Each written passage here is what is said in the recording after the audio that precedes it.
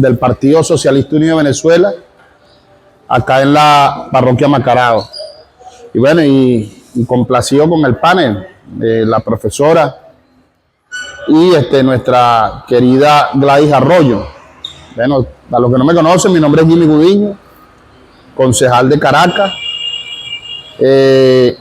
miembro de la dirección regional del partido. Agradecido, compañera Edith, por invitar a los compañeros del Gran Polo Patriótico, que son representantes de la UPB, ORA y del PPT que están presentes acá en el día de hoy. Y para complementar algunas ideas de las profesoras que me antecedieron, el cual son muy importantes y que no se escapan a la realidad, yo quiero decir que Macarao ha sido un elemento. Macarao ha sido un elemento histórico que ha servido para el desenvolvimiento de esta República Bolivariana de Venezuela, antigua República de Venezuela. Nosotros tenemos que recordar que los españoles entraron por estas vías, pero décadas antes entraron con facilidad por la República Dominicana, acabaron con el Imperio Azteca y el Imperio Inca, pero aquí hubo resistencia. Y aquí al lado, en Los Teques, teníamos a Guaycaipuro, pero más allá, en el estado de Aragua, teníamos a Terepaima. Eso lo llamaban lo que era el paseo del terror, el camino del miedo, el camino del terror. Y después llegaban, cuando lograban pasar Terepaima y a Guaycaipuro, pues Macarao, Caricuao, Paramaconi, que eran los Toromaima de esa gran familia cacique, pues sencillamente aniquilaban a los enemigos. Hasta que llegó el momento y pudieron colonizarnos. Dos siglos después, vinieron los patriotas. Y por estos caminos de Macarao, luego de la campaña admirable, Macarao recibió y la parroquia Antímano a nuestro libertador con grandeza.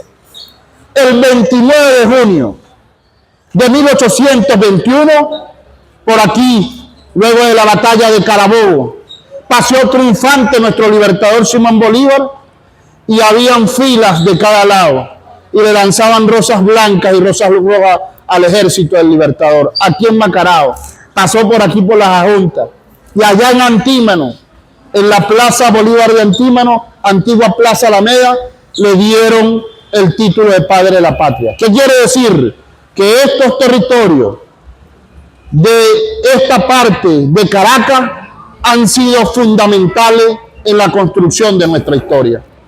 Ahora bien, arranco con eso porque la profesora habló y explicaba en estas láminas las guerras de primera, segunda, tercera, cuarta y quinta generación. Profesora Gladys Arroyo, en la primera actividad que se dio después de los actos del 28, 29 y 30 de julio, en el tema de formación nos invitó la almiranta Carmen Meléndez a la dirección regional y al consejo político. Y uno de los ponentes era Menry Fernández, que no se escapa a lo que nos planteaba aquí la profesora. Y él hablaba de la primera guerra generacional. Y parte de lo que yo le explicaba era parte de la primera guerra de generación. ¿Cómo llegaron los españoles aquí? Con uniformes sofisticados e innovadores. Tenían uniformes, armas con pólvora y caballos. Mientras nuestros indígenas se apostaban en las laderas a esperarlo con cerbatanas, con flechas y con otros elementos que eran elementos. Eso es parte de la guerra de primera generación. Después en ese mismo espacio veíamos cómo nuestro libertador armó su ejército, algunos descalzos, contra la corona española, que tenía un ejército bien preparado, y resulta que dio la batalla. ¿Qué quiere decir? Que hubieron momentos difíciles de la historia. La segunda guerra generacional se puede observar después de la Primera Guerra Mundial. habían mutado los métodos de guerra. Eran guerras convencionales porque eran armas contra armas. Era cuerpo contra cuerpo. Las no convencionales tienen un carácter. Y entre ese carácter está eso, lo que tiene que ver con las redes sociales, la guerra neurológica y la guerra cognitiva. Entonces, bien, en esa segunda guerra generacional se dio la Primera Guerra Mundial. Ahí se había mutado, comenzaban a nacer los aviones, habían cañones, había otro tipo de armas, cuando no se dio la guerra de la independencia de nuestra América, que aún tenemos algunos destellos. Y muy bien decía nuestra profesora Gladys Arroyo, cuando hablaba de que Caracas tiene su símbolo, es un acto profundo de descolonización. Nosotros todavía estamos en un proceso de descolonización definitivo. Cuando nosotros digamos que en Puerto Rico no es colonia de los Estados Unidos de Norteamérica, que al frente de las costas de Venezuela, en Curazao, en Aruba, no tengamos a unos países que son parte del Reino de Países Bajos, que lo disimularon con esa cosa, porque siguen siendo colonia de Holanda, de la antigua Holanda, ahora ellos lo llaman el Reino de los Países Bajos. Entonces, en ese sentido, queremos decir que esa guerra de segunda generación mutó, pero después vino la guerra de tercera generación, Segunda Guerra Mundial. Ya habían aviones, comenzaban a salir los aviones F-16, F-17, inclusive empezaba la guerra nuclear. Y acabaron la guerra con una bomba lanzada en Hiroshima y Nagasaki, que son los mismos que pretenden acabarnos con esta guerra neurológica, que es no convencional, buscando fórmulas para tratar de acabar los procesos. Y Chávez definió muy bien la guerra de cuarta generación. Y la guerra de cuarta generación le dio un carácter no convencional. No convencional, ¿por qué? Porque no es cuerpo a cuerpo, no es arma, sino se utilizan otros métodos. Y comenzaba el ataque a través de las redes sociales. Y esa guerra no se ve, pero se sentía en el estómago de nuestro pueblo venezolano. Entonces, ese momento cuando del comandante Chávez, ya no voy a profundizar porque ya la profesora Gladys y la profesora explicaron más o menos que ahí comenzaban las redes sociales. Nosotros recordamos que en ese momento la manipulación mediática no era a través de las redes sociales, era a través de las transnacionales de la comunicación y de los medios de comunicación. Ahí comenzaban a atacar y a bombardear psicológicamente a través de los canales de televisión nacionales e internacionales y creaban matriz de opinión interna y externa. Por ejemplo, en el 2007, ellos decían que con la reforma constitucional le iban a quitar los hijos a las madres. El que tenía 4 casas, le quitaban 3 porque tenían que repartírselo, cuando ese no era el espíritu de la reforma constitucional. El espíritu de la reforma constitucional era buscar la nueva geometría del poder de nuestro pueblo. Ese era el espíritu. Entonces, bien, a partir del 2015 comienza la guerra de quinta generación. Y ya lo explicaba bien la profesora. En esta guerra de quinta generación comenzó lo que llamaban el ataque, a profundizar el ataque neurológico y cognitivo, ya no con los medios tradicionales, sino con las redes sociales. Y específicamente, a partir del 2015, dominaba el Facebook, el Instagram y el WhatsApp. Facebook, Instagram y WhatsApp. Facebook, Instagram y WhatsApp. Allí comenzó pues ese ataque. Me puedes poner, esa. Miren lo que hicieron. Atacar el cerebro a través de un arsenal de armas neuronales en audición dirigidas al cerebro. ¿A través de qué? De las redes sociales. Y aquí, ¿cómo se llama esto? Guerra cognitiva. Por eso nosotros tenemos que ir a la descognitivización del pueblo venezolano. Porque esta guerra cognitiva que está acá, no solamente la hicieron contra el pueblo común, la hicieron contra el pueblo común que es chavista y el que no es chavista.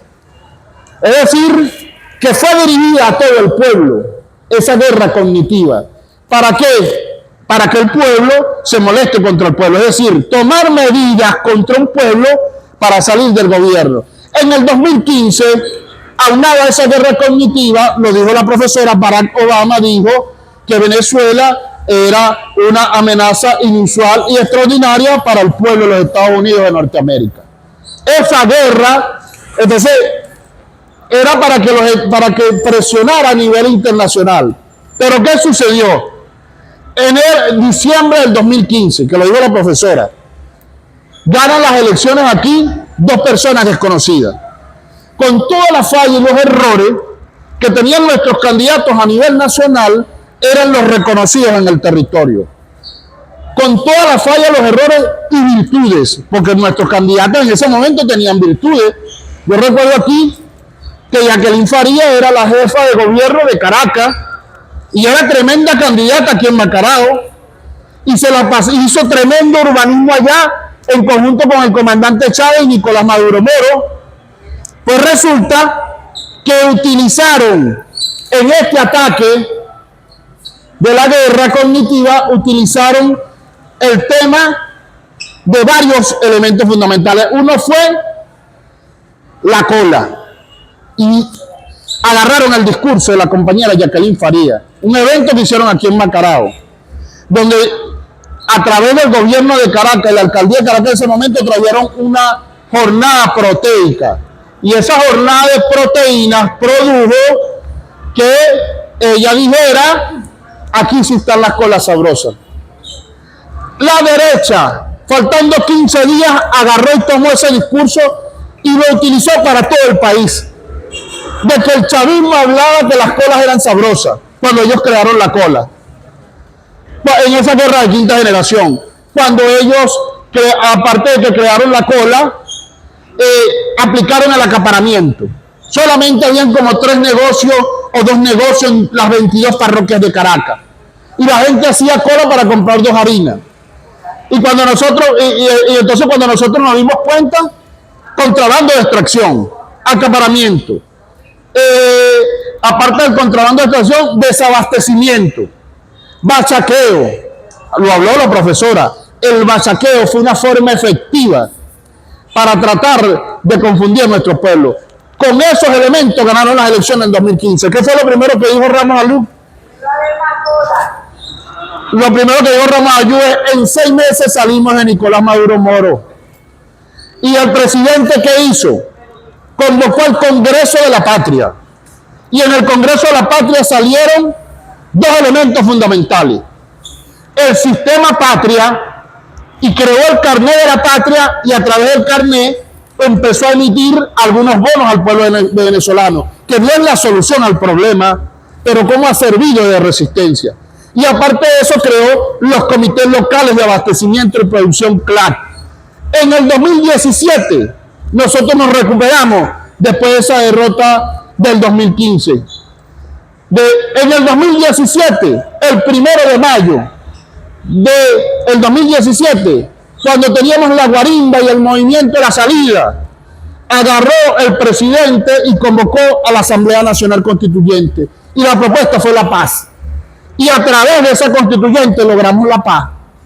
Pero seguía el ataque, la guerra económica, que mutó a una etapa superior. Ya no era una guerra económica normal, convencional, que atacaban al sistema económico, a los productos que producían esas transnacionales que venían acá, sino que esa guerra económica mutó a lo que llaman el bloqueo económico, comercial y financiero, que van, según el observatorio contra el bloqueo, 960 sanciones. Habían 930 antes del 28 de julio, ahora llegaron a 960 sanciones económicas para estrangular al pueblo venezolano, para seguir confundiendo al pueblo venezolano.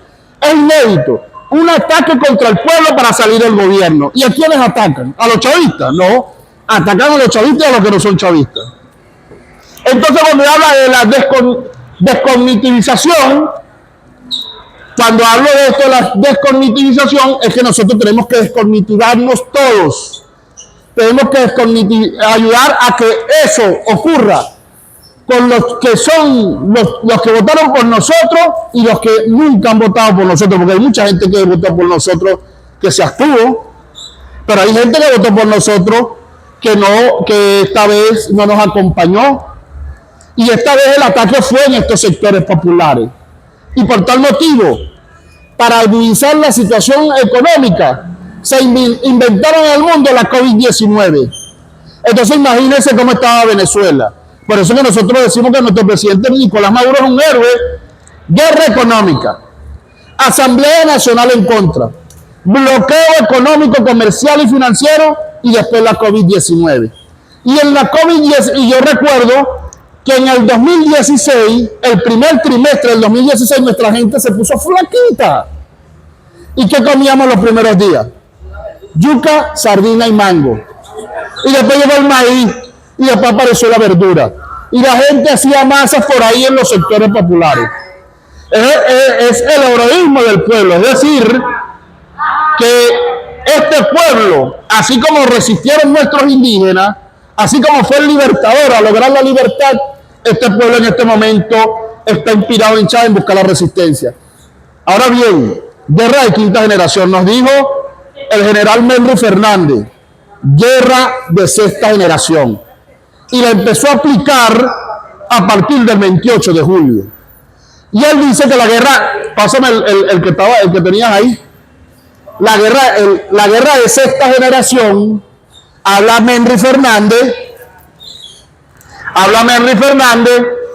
ya muta a un nivel superior. La guerra de sexta generación es un ataque de guerra cognitiva y neurológica hacia el pueblo. Es un ataque contra el pueblo más avanzado. Guerra electrónica, en la quinta generación, sí, en la sexta también.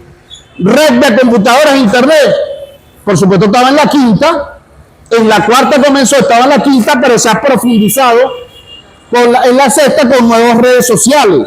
Y las nuevas redes sociales son el TikTok, que tenemos que dar la batalla allí, y se mantiene el WhatsApp. Y por eso nuestra dirección regional nos recomendó a la dirección regional y algunos cuadros del partido, oye, que no usemos WhatsApp. Operaciones psicológicas, por supuesto la guerra cognitiva y la guerra neurológica va dirigida aquí a la psique, a la confusión de nuestro pueblo. Engaño militar, seguridad operativa, el tema ese día, el 28, yo recuerdo, profesora Gladys, usted que lo citó, ese día el 28, se vio algo en casi toda la parroquia de Caracas, no sé si aquí, pero cuando nosotros llegamos a las 5 de la mañana, a 6 de la mañana a los centros electorales, veíamos a gente que no conocíamos. Y cuando llegamos, dijimos, verga, y esta gente, dijeron nuestros jefes de VH y nuestros jefes de comunidad. ¿Y de dónde apareció esta gente? En cola. Bueno, descubrimos que con el tiempo mucha de esa gente era del Montalbán, o era del Paraíso, o era de las parroquias del este. Querían crear a partir de ese momento, del día de la batalla, que nuestra militancia se bloqueara o neutralizara. Apareció gente que no era de los sectores, es decir, que dentro del Consejo Nacional Electoral también se nos infiltraron. Quiere decir que las instituciones, como se nos han infiltrado las instituciones, también se nos infiltraron en el Consejo Nacional Electoral. Y yo estoy seguro que en muchos centros electorales había militares que estaban jugando el plan. Y nos metieron en Caracas un poco de funcionarios de la Policía Nacional Bolivariana a cuidar centros electorales. Entonces el plan estaba montado. Lo explicó la profesora Gladys, no pegaron un pendón. Mientras nosotros, nuestros dirigentes, andaban diariamente, como en 10 asambleas inmensas nacionales. El presidente estaba en 3, pero yo no estaba en 3, y aparecía Jorge Rodríguez en 3, y teníamos mínimo 10, y ellos tenían una. Ellos no pegaron un pendón. María Corina llevó un pendón para todos lados, pero ellos no pegaron ni siquiera un pendón. ¿Qué quiere decir? Que se prepararon para lo que explica Henry Fernández, la guerra de sexta generación. Y es allí donde nosotros tenemos que empezar a desbloquearnos para ir con fuerza al territorio, porque nada quedamos que la profesora Gladys, mi persona, digamos algunas cosas aquí y nosotros no empecemos a aplicarlo allá en el territorio. La guerra continúa y por tal motivo nosotros tenemos que seguir buscando fórmulas para vencer en este momento. Entonces, en ese día 28 nos pasamos entonces para las 6 de la tarde. Ellos se desaparecieron en casi todos los centros electorales como de 11 a 4 de la tarde. Y a las 5 comenzaron a llegar. Y empezaron a salir comanditos del terror. Y entonces en ese momento mucha gente nuestra se bloqueó y estaba asustada. ¿Cuál era el plan? Oye, que al día siguiente nos saliéramos a defender el triunfo. Porque esta vez agarraron los sectores populares. Al día siguiente, a la 1 de la tarde, cuando el Consejo Nacional Electoral proclama al presidente, ellos comenzaron a salir a partir de las 2 de la tarde. Y no fueron, esta vez no fue la guarimba en Montalbán, no fue en el Paraíso, no fue en el Este, esta vez fue en el Valle Coche, en la parroquia Sucre, en Macarao, en Antímano y en los sectores populares. Entonces, ya nuestra gente, el 28, tenía un doble bloqueo. Eso es parte de la guerra de sexta generación. El bloqueo de la mañana, que nosotros teníamos el 1/10, que permitió que nuestra gente tal vez no tuviera la misma efectividad para moverse y quedarse a defender en el centro electoral del territorio. Y el bloqueo de la tarde. Entonces agarraron y aquí en Macarao asediaron aquí, donde tiene el compañero Robert su cosa del Estado Mayor. Pero no quedaron allí, se prepararon, la guerra de sexta generación. Los de Macarao que se reunieron aquí en horas más de la tarde, como a las 5 de la tarde, se reunieron allá en el Indio de Caricuao. Y se reunieron con los de Caricuao. Y agarraron más de 1000 jóvenes manipulados, en su gran mayoría, y se movieron por toda la autopista Francisco Fajardo y entraron por Mamera. Mientras venían los del Paraíso y Montalbán por la Católica Andrés Bello. Y mientras bajaban los de Junquito y la Yaguara para la toma de las parroquias más chavistas de Caracas, entre ellos Macarao y Antímano. Es decir, que se metieron para acá. Y nosotros estamos en el Palacio de Miraflores, algunos no teníamos armas, yo por lo menos no tenía armas, aunque estaba allá. Pero mientras hicieron eso, los sectores populares agarraron y avanzaron de 100 a 200 carajos organizados, con armas, por la avenida Baral, bajando de arriba de Altagracia y de allá arriba de la Pastora, a una cuadra de Puente Llaguno, subiendo de la avenida Baral, llegaron a la Plaza Oliari, venían por la Urdaneta, que bajaban por las Fuerzas Armadas, armados gran parte, y tuvo nuestra gente en la esquina del gobierno de Caracas y Santa Capilla que sacar armas para defender en ese momento, porque el plan era tomar Miraflores. Entonces uno de los elementos de la guerra de sexta generación era la desmovilización de nuestro pueblo. Nuestro pueblo bloqueado no salió, ni quería contestar. Gran parte no salió. Y llegaron, porque el plan era que ellos llegaran al Palacio de Miraflores sin que el pueblo rodeara el Palacio de Miraflores. Y casi llegaron al Palacio de Miraflores. Dos elementos fundamentales tenían en ese momento. Uno, la toma del poder. Y el poder implica el Palacio de Miraflores. Dos, el magnicidio o asesinato de nuestro presidente Nicolás Maduro Moro. Y ya con nuestra gente bloqueada, eso va a causar estaba preparado el plan para asesinar al presidente y para acabar con el sueño del comandante Chávez. Al día siguiente hicimos una marcha y salieron algunos militantes, pero no todos, porque nuestra gente estaba bloqueado. 28, 29 y 30 de julio. Ahí se vio esa fase de la sexta guerra. Entonces en esa fase,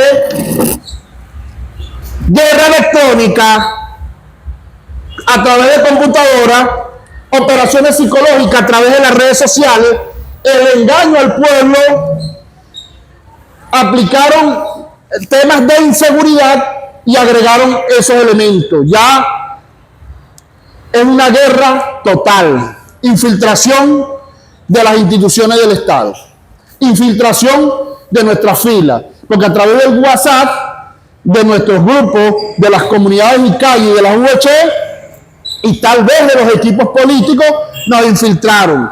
Es decir, que esa guerra de sexta generación mutó mucho más allá de lo que nos aplicaron en la quinta. Eso lo profundizaron, la guerra económica, el bloqueo, pero esta vez fueron actos violentos, actos de terrorismo, el fascismo, actos de terror.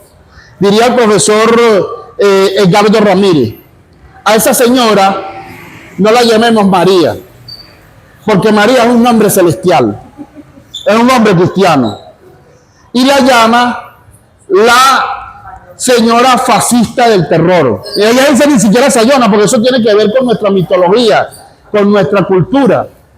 El tema de la sayona con nuestros cuentos, nuestros mitos, es parte de nuestra, de nuestra historia, pues. Pero entonces dice el profesor Edgardo Ramírez eso, y tiene razón.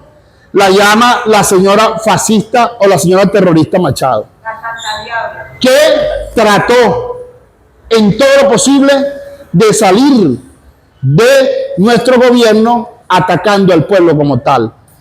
Esa guerra de sexta generación utilizaron no solamente factores internos, sino factores externos.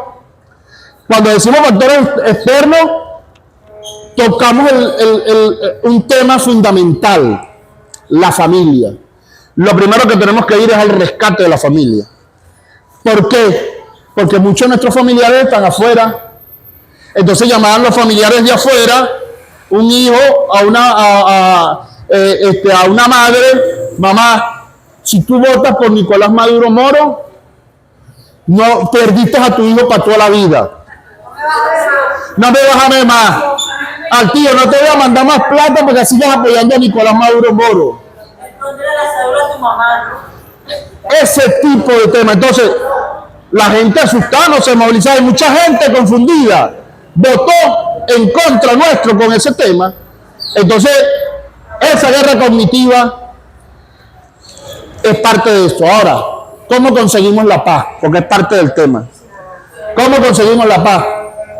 Con más organización, con más participación. Tenemos que ir al rescate en primera instancia de la familia. Con más humildad. Con más humildad. Hay cuadros nuestros que aplican el despotismo a millón. Eso es parte de la cultura capitalista. Y hay 5 líneas estratégicas que nos dejó Chávez. Y en la primera habla de pasar de una cultura, de la cultura capitalista a una militancia profundamente socialista. A veces hasta para entregar una bolsa tenemos algunos jefes de comunidad y jefes de calle. Por eso este nivel de cuadro parroquial tiene que ir allá. Y por eso se está planteado hacer por eje. Hablar con el jefe de comunidad y jefe de calle tiene que ser más humilde, chicos. Porque hay sitios donde asediaron a dirigentes nuestros, más aprovecharon el momento porque tal vez maltratan al pueblo en su territorio y humillan. En mi condición de jefe o jefa de UH, aquí hay varios jefes de UH, yo soy el mandamás. Bueno, esto tiene que servir a la reflexión. Mientras más nivel, mientras más conocimiento, mientras más avance ideológico y académico, más humildad revolucionaria. Entonces, uno de los temas es ir a buscar la familia. Otro tema, rescatar el legado del comandante Chávez en la nueva geometría del poder, que es el tema de las asambleas de ciudadanos y ciudadanas. Anteriormente, cuando Chávez planteó 2008, 2009, 2007, 2006, los consejos comunales, las asambleas llegaban a 200, 300 personas. Hoy en día convocamos una asamblea, llegan 20 cuando mucho. Y no le damos interés a la formación. Entonces el tema de la formación es sumamente importante. La nueva geometría del poder implica que tenemos que ir a la comuna. Pero no tenemos que ir a la comuna solamente a los circuitos comunales, porque los circuitos comunales son la bisagra entre el Ministerio de Comuna y la comuna. Ahora le damos más importancia a los circuitos comunales porque por ahí llegan distribuidos $10,000. Qué bueno que eso es parte de la democracia directa, porque el Estado se está distribuyendo, en vez de dejarlo a las instituciones, se lo está dando el pueblo. Pero eso no queda ahí, el socialismo y el legado de Chávez no queda allí. Si queremos ayudar a Nicolás Maduro Moro, tenemos que organizarnos nuevamente en el territorio, a reenamorar a nuestro pueblo. Pero para eso primero tenemos que ir al núcleo, a la familia. Y después vamos a reenamorar a nuestro pueblo con la organización popular. Es decir, la comuna tiene que empezar a producir para lograr la paz. Para lograr la paz tenemos que deslastrarnos de esa cultura capitalista del yoísmo, del individualismo, del chisme, de la intriga, porque a veces intrigamos a compañeros y compañeras, porque yo estoy aspirando a estar de repente en algo que él tiene o en algo que él tiene posibilidad. No, nosotros no podemos permitir que ningún cuadro hable mal de otro o hable mal de otra, porque todos somos necesarios para la revolución bolivariana. Entonces, la paz la vamos a lograr con la participación del pueblo. Y este 10 de enero es fundamental. Los días antes y los días después. Nosotros tenemos que hacer lo que dio la profesora, la inteligencia social. Porque no vamos a confiar que en diciembre ellos se van a ir de vacaciones, como tienen el discurso algunos, porque aquí el 23 de enero de 1958, primero tuvo que haber una intentona el 4 de enero de ese año, y se derrocó a Marcos Pérez Jiménez. Y un año después, un 1 de enero, entró triunfante en Cuba Fidel Castro con los balbúos a asumir el gobierno, es decir, tumbaron un gobierno el 1 de enero. Y ellos están diciendo ahorita que entonces nosotros no podemos confiarnos. Por eso tenemos que ir a buscar, y lástima que no están la gran mayoría de las VC, que son los comandantes, los jefes y jefas del territorio. Y se pone más peligroso con la llegada de Donald Trump. Donald Trump dijo, después de haber salido del gobierno con Joe Biden, me faltó poco para invadir a Venezuela. Bueno, aquí somos hijos e hijas de Chávez. Somos hijos e hijas del libertador Simón Bolívar. Somos hijos e hijas de Guaycaipuro. Somos hijos e hijas de Macarao. Pero requerimos el máxima unidad. Ustedes desplieguense en todo el territorio de Macarao, en todas sus VC, en toda su comunidad, en todas sus calles, Edith, Burgo, para unificar a nuestra fuerza y que el interés superior en este momento es la patria. Que el interés superior en este momento es el legado de Chávez. ¿Qué nos une Chávez? ¿Qué nos une Nicolás Maduro? ¿Qué nos une la patria? ¿Qué nos une el libertador Simón Bolívar? ¿Qué nos une, en nuestro caso, el Partido Socialista Unido de Venezuela? Pero fuera del Partido Socialista Unido de Venezuela, ¿qué nos une? El gran pueblo patriótico. ¿Y qué nos une? Todo el pueblo, porque somos parte del pueblo y confundieron a nuestro pueblo, y nosotros somos cuadro de la revolución, que somos capaces de elevarnos en los momentos más difíciles. Que viva el comandante Chávez. Que viva Nicolás Maduro. Que viva el partido. Que viva el gran pueblo patriótico. Que viva Macarao. Muchas gracias. Muchas gracias, compañero, por estar aquí.